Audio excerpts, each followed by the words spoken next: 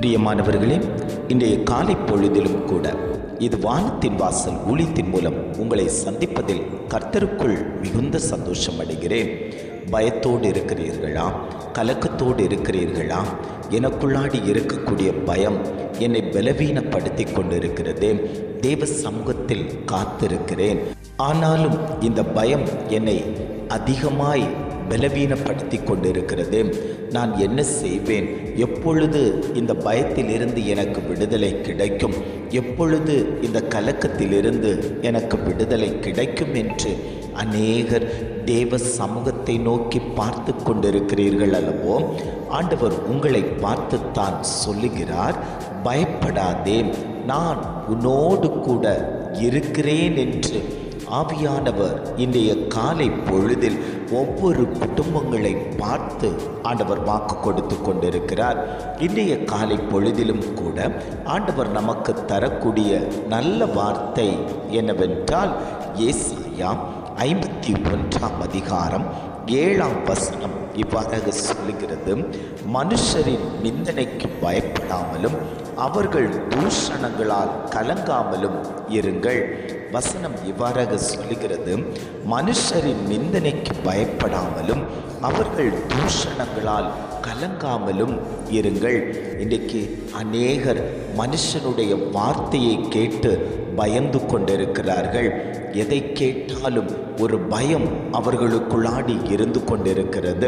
மாயான உலகத்தில் வாழ்ந்து கொண்டிருக்கக்கூடிய நமக்கு அநேக மனிதர்களோடு பழக்கம் வைத்து கொண்டதனால அநேக மனித சக்திகள் நமக்கு எதிரிடையாய் நின்று கொண்டிருக்கிறார்கள்.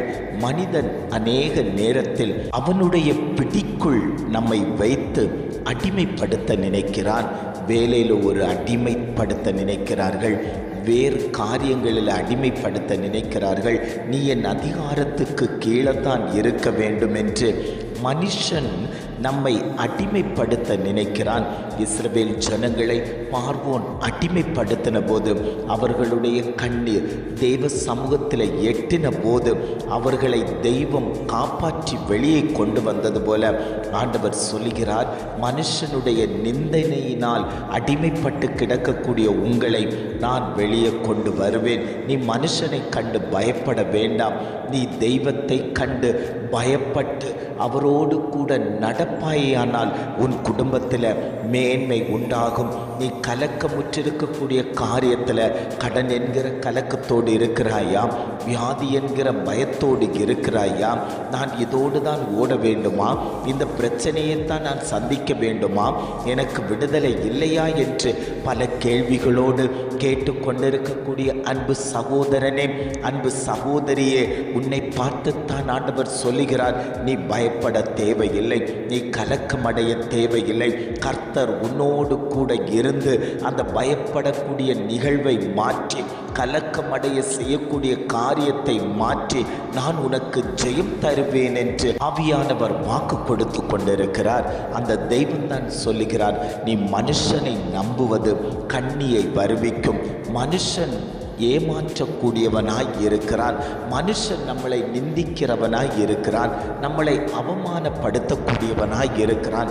மனுஷன் நமக்கு எப்பொழுதுமே எதிரிடையான காரியங்களை செய்து கொண்டிருப்பான். உன்னை வளர விடாமல், உன்னை மேன்மை அடைய விடாமல், உனக்கு விரோதமாய் எதிரியாய் துரோகியாய் செயல்பட்டு கொண்டிருக்கக்கூடிய மனுஷனை நீ ஒருபோதும் நம்பி விடாதே. அவன் வணங்கா கழுத்துள்ள ஜனம். ஆண்டவர் சொல்லுகிறார், நான் உன்னோடு கூட இருக்கும் போது நீ பயப்பட தேவையில்லை, கலங்க தேவையில்லை.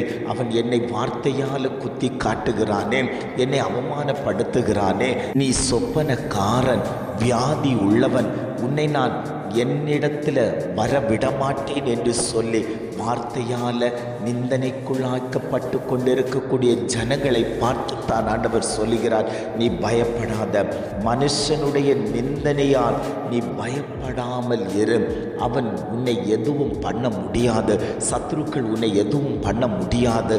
நான் உன்னோடு கூட இருக்கிறேன், நான் உன்னை பலப்படுத்துவேன், நான் உனக்கு சகாயம் பண்ணுவேன், நான் என்னுடைய நீதியின் வலதுகரத்தினால் உன்னை தாங்குவேன் என்று ஆண்டவர் வாக்குத்தத்தம் பண்ணினார் அல்லவோ, அந்த தெய்வம்தான் இன்றைக்கு உன்னோடு கூட இருந்து பேசி கொண்டிருக்கிறார். நீ எதை குறித்தும் பயப்படாத. கர்த்தர் சீயோனுக்கு ஆறுதல் செய்வார். அவர் அதன் பாழான ஸ்தலங்களை எல்லாம் தேர்தல் அடைய செய்து அதன் வனாந்தரத்தை ஏதேனைப் போலவும் அதன் அவாந்தர வெளியை கர்த்தரின் தோட்டத்தைப் போலவும் ஆக்குவார். சந்தோஷமும் மகிழ்ச்சியும் துதியும் கீத சத்தமும் அதில் உண்டாயிருக்கும் என்று சொன்னது போல ஆண்டவர் சொல்லிக் கொண்டிருக்கிறார். சந்தோஷமும் மகிழ்ச்சியும் துதியும் கீத சத்தமும் உன்னுடைய குடும்பத்தில் உண்டாகும். அவர் உன்னை கர்த்தருடைய தோட்டத்தை போல ஆண்டவர் மாற்றப் போகிறார். நீ பயப்படாமல் கர்த்தருடைய கரத்துக்குள் நின்று கொடுப்பாயானால் கர்த்தர் உன்னை உயர்த்துவதற்கு சித்தம் உள்ளவராயிருக்கிறார். கர்த்தர் உன்னை மேன்மைப்படுத்துவதற்கு சித்தம் உள்ளவராயிருக்கிறார். ஆண்டவருடைய தோட்டத்தை போல உன் குடும்பம் மாற்றப்பட போகிறது. அங்கு கீத சத்தம் உண்டு, அங்கு சந்தோஷம் உண்டு, அங்கு சமாதானம் உண்டு. இன்றைக்கு சமாதானம் இல்லாமல் அலைந்து தெரிந்து கொண்டிருக்கக்கூடிய குடும்பங்களை பார்த்துத்தான் ஆண்டவர் வாக்கு கொடுத்து கொண்டிருக்கிறார். நீ கர்த்தருடைய தோட்டத்தில் நடப்பட்ட விருட்சம் என்று ஆண்டவர் வாக்கு கொடுத்து கொண்டிருக்கிறார். நீ மனுஷனை நம்பி ஓடாத, நீ உலகத்தை நம்பி ஓடாத, நீ கர்த்தரை நம்பி ஓடுவாயேயானால் உன்னுடைய வாழ்வு, உன்னுடைய பிள்ளைகளுடைய வாழ்வு, உன் புருஷனாருடைய வாழ்வு, உன் தொழிலினுடைய நன்மை எல்லாவற்றையும் கர்த்தருடைய தோட்டத்தை போல ஆண்டவர் மாற்றி தருவதற்கு அவர் சித்தமுள்ளவராய் இருக்கிறார். அந்த தெய்வம்தான் சொல்லுகிறார், நான் உன்னோடு கூட இருக்கும் போது நீ மனுஷருடைய நிந்தனைக்கு ஒருபோதும் பயந்து விடாத, அவர்கள் தூஷணங்களால் நீ கலங்கி போய் விடாத, அவர்களுடைய வார்த்தையை கேட்டு நீ கலக்கம் அடைந்து விடாத. ஆண்டவருடைய வார்த்தை உனக்கு பலன் தரும். நீ ஆண்டவருடைய வார்த்தையை பிடித்து கொள்ளும் போதே உன்னுடைய சரீரத்தில் ஒரு பலன் உண்டாகும். கர்த்தருக்கு காத்திருக்கிறவர்கள் புது பலன் அடைவார்கள் என்று சொன்னது போல உன்னுடைய சரீரத்தில் புது பலன் உண்டாகும். மனுஷன் சொல்லி சொல்லி சொல்லி உன்னை வெட்கப்படுத்தி கொண்டிருக்கலாம், அவமானப்படுத்தி கொண்டிருக்கலாம், நிவச்சொல்லால் பேசியே உன்னை காயப்படுத்தி கொண்டிருக்கலாம்.